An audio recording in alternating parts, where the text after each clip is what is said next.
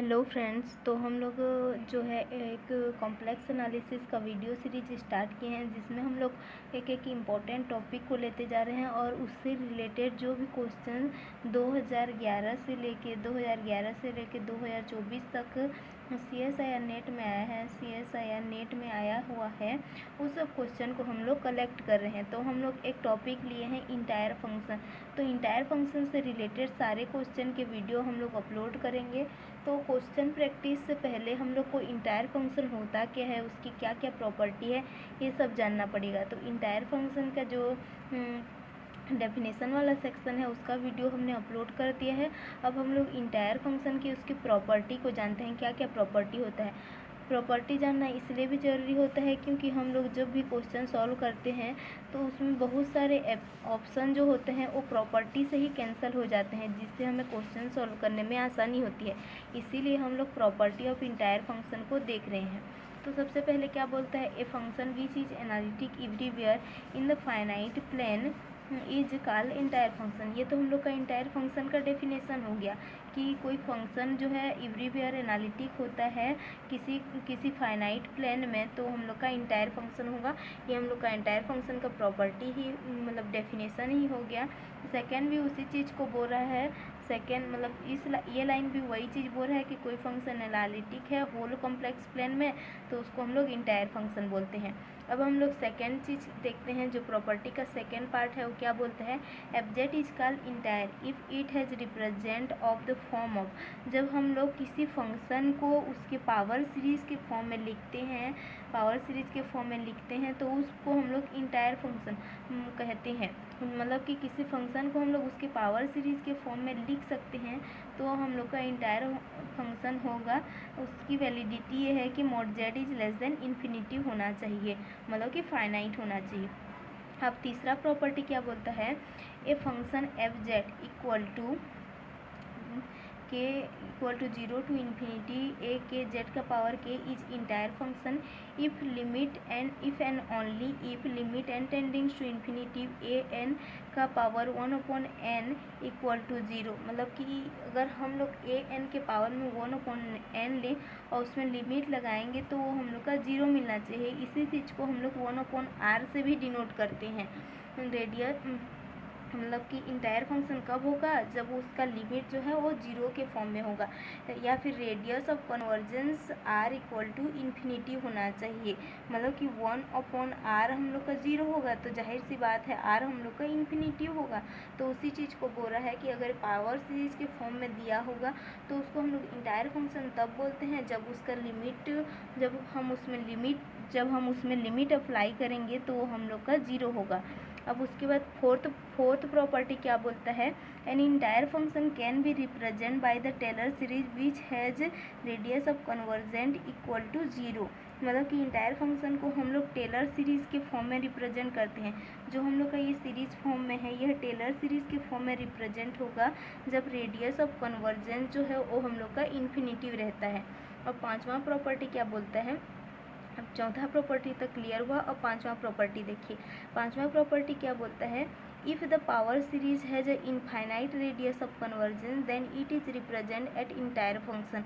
मतलब कि कोई पावर सीरीज जो है इनफाइनाइट रेडियस ऑफ कन्वर्जेंस है तो उसको हम लोग इंटायर फंक्शन बोलते हैं। मतलब हम लोग का फोर्थ प्रॉपर्टी जो दिया है और 5 प्रॉपर्टी ये दोनों हम लोग का सेम ही है, उसी चीज़ को बोल रहा है फोर्थ और 5 प्रॉपर्टी कि रेडियस ऑफ कन्वर्जन अगर इन्फानाइट होगा तो हम लोग का वह इंटायर फंक्शन होगा। अब हम इंटायर फंक्शन के 6 प्रॉपर्टी को देखते हैं। 6 प्रॉपर्टी, इंटायर फंक्शन का 6 प्रॉपर्टी क्या कहता है, if an entire function has no singularity at infinity then it is mainly a constant. मतलब कि कोई इंटायर फंक्शन है, अगर उसका इन्फिनिटी पर नो सिंगुलरिटी दे रहा है तो उसको हम लोग कांस्टेंट बोलते हैं। मतलब ऐसा संभव ही नहीं है, अगर इन्फिनिटी पर नो सिंगुलरिटी दे दे तो वह हम लोग का कांस्टेंट फंक्शन ही होगा। और कांस्टेंट फंक्शन हम लोग का इंटायर होता ही है। Constant function is always entire, constant function is always entire. If A entire function कोई फंक्शन इंटायर है, if imaginary of Z is greater than और इक्वल टू 0 देन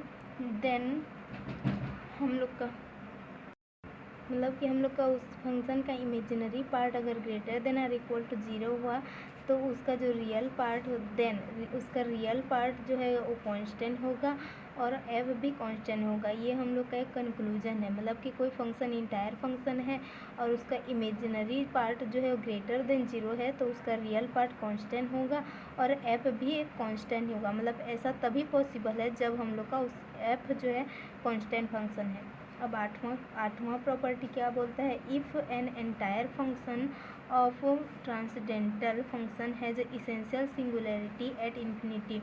मतलब कोई इंटायर फंक्शन जो है ट्रांसडेंटल फंक्शन के ऊपर डिफाइन है तो वो इन्फिनिटी पर इसेंशियल सिंगुलरिटी रखेगा, इन्फिनिटी पर इसेंशियल सिंगुलरिटी रखेगा। अब 9 प्रॉपर्टी हम लोग का क्या बोलते हैं, an entire function f C to C has a removal singularity at z equal to infinity if and only if f Z equal to constant. F z constant होगा तब हम लोग का जो रिमूवल सिंगुलरिटी है जेड इक्वल टू इन्फिनिटी पर removal singularity मिलेगा। अब 10th नंबर प्रॉपर्टी हमारा क्या कहता है, an entire function f c to c has a pole at z equal to infinity of order k if and only if fz is non-constant polynomial of degree k। Non constant polynomial of degree के मतलब कि कोई function हम लोग का अगर entire function जो है वो पोल है at z equal to infinity पर तब हम लोग क्या बोलेंगे, एफ जेड जो है non constant polynomial of degree के होगा, non constant polynomial of degree के होगा। मतलब कि हम लोग का जो 8वां 9वां और 10वां है ये हम लोग का एक सिंगुलरिटी से रिलेटेड इंटायर फंक्शन का कंक्लूजन है जिसे जाना हम लोग के लिए ज़रूरी है। इससे हम लोग कंक्लूजन निकाल सकते हैं और हम लोग क्वेश्चन के ऑप्शन सेलेक्ट करने में हमें आसानी होगी।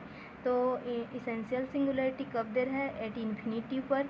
अब इन्फिनिटी पर अगर रिमूवल सिंगुलरिटी दे रहा है तो एफ जेड कॉन्स्टेंट हो रहा है और इन्फिनिटी पर अगर हम लोग का पोल मिल जा रहा है, इन्फिनिटी पर अगर पोल मिल जा रहा है तो हम लोग का नॉन कॉन्स्टेंट पॉलिनोमियल होगा, नॉन कॉन्स्टेंट पॉलिनोमियल होगा डिग्री के का। अब हम लोग का 11 नंबर प्रॉपर्टी क्या बोलता है, एन इंटायर फंक्शन ट्रांसडेंटल। मतलब कोई इंटायर फंक्शन जो है वो ट्रांसडेंटल है if and only if f1 upon z has essential singularity at z equal to 0। मतलब कोई इंटायर फंक्शन जो है वो ट्रांसडेंटल के ऊपर डिफाइन है तो हम लोग if and only if f1 upon z has essential singularity at z equal to 0, z equal to 0 पर हम लोग का इसेंशियल सिंगुलरिटी देगा। अब 12th नंबर प्रॉपर्टी क्या बोलता है, if f is entire then e to the power f z is also entire. F हम लोग का अगर एफ जेड हम लोग का इंटायर है तो e to the power f z also entire होगा। अब हम लोग का जो है 13 नंबर प्रॉपर्टी क्या कहता है, हम लोग का जो है 13 नंबर का प्रॉपर्टी क्या कहता है, entire function have no singular point but can have zeros. मतलब कोई इंटायर फंक्शन है तो वो सिंगुलर पॉइंट नहीं रखता है बट जीरो रखता है, उसके पास जीरोस रहता है या उसके पास सिंगुलरिटी नहीं रहता है।